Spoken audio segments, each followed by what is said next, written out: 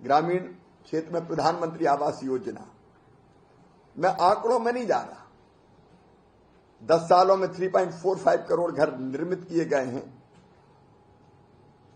प्रधानमंत्री आवास योजना के अंतर्गत मार्च 2024 तक 2.95 करोड़ के लक्ष्य के विरुद्ध 2.68 करोड़ घर पूरे हो गए, जिनमें पूर्ववर्ती आवास भी 77 लाख जो पहले लंबित थे वो भी पूरे किए हैं। मैं इसके लिए आपको बधाई देता हूं। गत 8 वर्षों में प्रतिदिन 10,000 घर बनाए जा रहे हैं। ये अपने आप में रिकॉर्ड है और ये आपके कारण संभव है। आप काम कर रहे हैं इसलिए हो रहा है। और घर पूर्ण किए जाने का जो समय था वो भी घटा है। पहले औसतन 314 दिन में घर बनता था, अब 114 दिन में घर बनाया जा रहा है। मैं इसके लिए आप सबको बधाई देता हूं। आप जानते हैं कि आवास योजना का विस्तार किया गया है और अब हमको 2 करोड़ नए घर बनाने 5 साल में, और उसमें 3.06 लाख करोड़ से ज्यादा की लागत आएगी। तो मित्रों, आप सबकी ये जानकारी भी कि नए सर्वे का काम शुरू होना है। आपके मार्गदर्शन में, आपके नेतृत्व में मेरा आप सबसे आग्रह, आवास प्लस के अलावा, आवास प्लस के मकान तो हम बना रहे हैं जो 2018 में सर्वे हुआ था, इसके अलावा अगले 3 माह में जो पात्र बेनिफिशरीज, पात्र हितग्राही रह गए हैं, उनका सर्वे करना है। आपकी जानकारी में मैं आपका ज्यादा समय नहीं लेना चाहता। हमने इसमें मापदंड भी बदले। अब 2 व्हीलर अगर किसी के पास है तो पहले वो अपात्र हो जाता था प्रधानमंत्री आवास योजना के लिए। 2 व्हीलर सबके पास है लगभग, इसलिए वो अपात्र नहीं होंगे। 2 व्हीलर वाले को, टेलीफोन वाले को, क्योंकि पिछले दिनों में आश्चर्यचकित रह गया, कई जगह बताया कि टेलीफोन किसी के यहां इसलिए मकान कट गया, टेलीफोन की लाइन ही वहां नहीं थी, तो पात्र हितग्राही वंचित रह गए। अब टेलीफोन है तो भी उसको आवास की पात्रता होगी।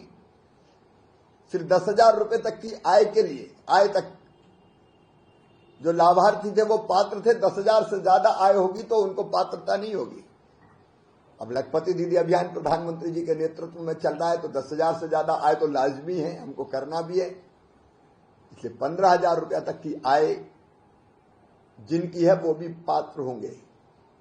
जो छोटे किसान हैं, जिनके पास केवल सिंचित जमीन 2.5 एकड़ है और असंचित 5 एकड़, वो भी पात्रता की श्रेणी में है।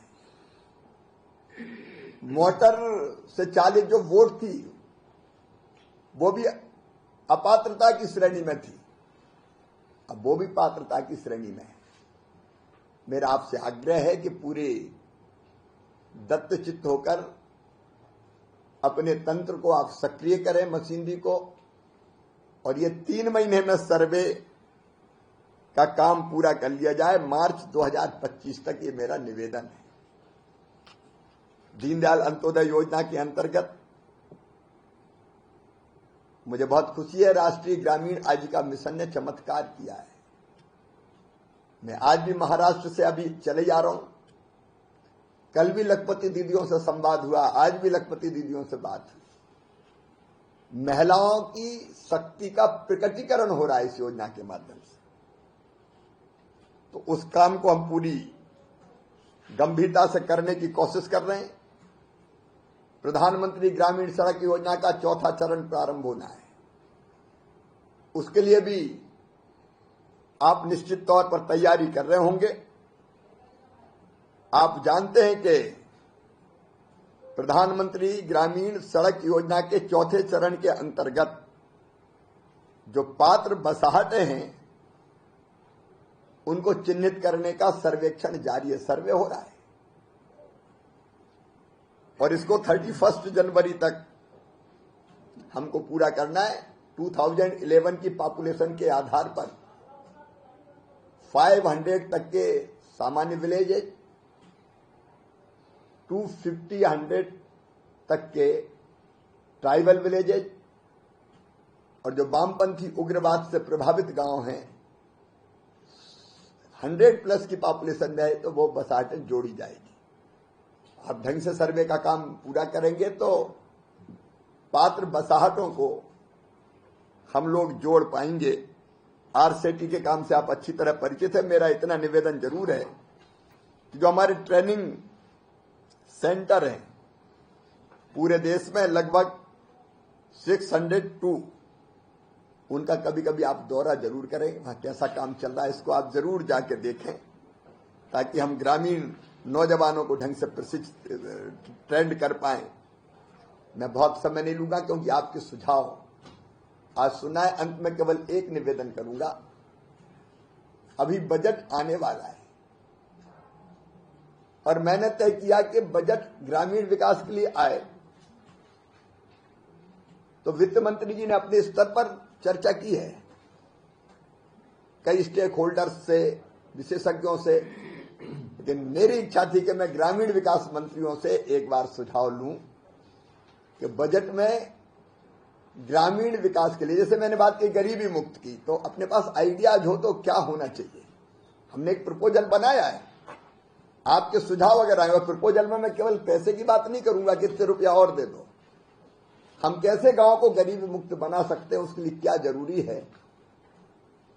और बजट में बाकी चीजों के लिए भी, क्या सड़कों का मामला हो, हाउसिंग का मामला हो, या हमारे वुमेन एम्पावरमेंट का मामला हो, क्या किया जाना चाहिए। अगर रचनात्मक सुझाव हो तो मैंने तय किया कि हम अपनी टीम के साथ वित्त मंत्री जी के पास जाएंगे और उनसे आग्रह करेंगे कि इन प्रस्तावों को सम्मिलित करें